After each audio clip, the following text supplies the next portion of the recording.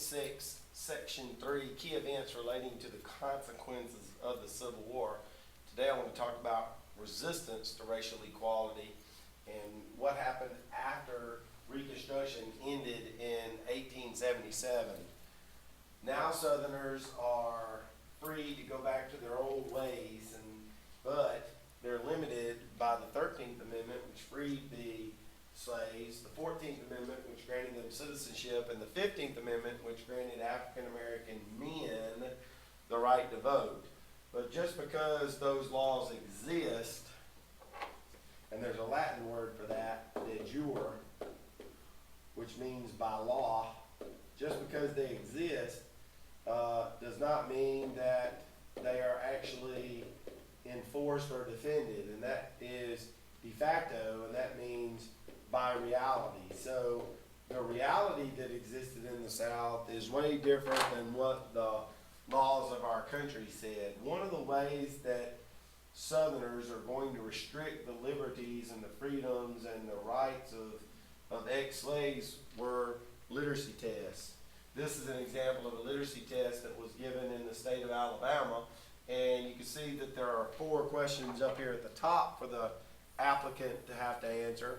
Well, those could actually be memorized by the applicant without actually knowing how to read or even knowing how to write, where the registrars in the southern states and municipalities would get their affect the right of African Americans to vote is parts like this. This is an excerpt from the Constitution, and what the registrar, the voter registrar, the person who gives the applicant the right to vote, what they would do is they would have them read this, and very few could do that. African Americans could do that, and if they could read it, then they would ask them to start explaining certain parts of it, which, as you know, is a little bit above and beyond just basic literacy. And so whites in the South were able to keep a lot of African Americans from being able to register to vote. If literacy tests did not keep them from voting, then the poll taxes did. Here's a copy of an actual poll tax in 1896. The poll tax was $1.50, but then you can see a assessor's fee added on, a collector's fee added on at 50 cents, for a total of $2. The problem with this for all Southerners was the fact that a lot of Southerners didn't have money, white or black. And so the way they got around that in the South was something referred to as the grandfather clause. And this is an interesting exception.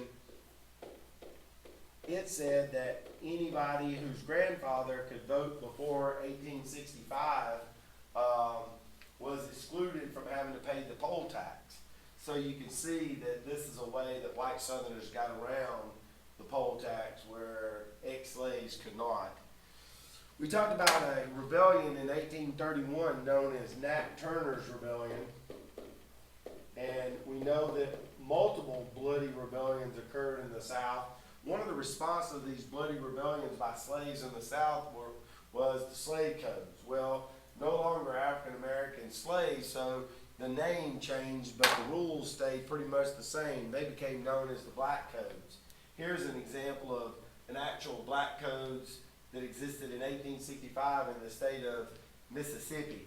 And one of the things that I wanted to point out was interracial relationships and marriages were deemed felonies in the state of Mississippi. This just shows you the degree of just anger that Southerners had with the rules that they instituted to separate the races after the Civil War.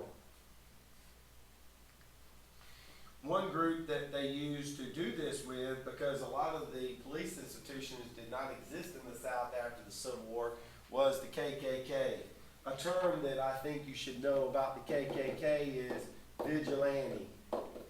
You've probably heard the term vigilante justice. Vigilante justice is when an individual or group takes the law into their own hands.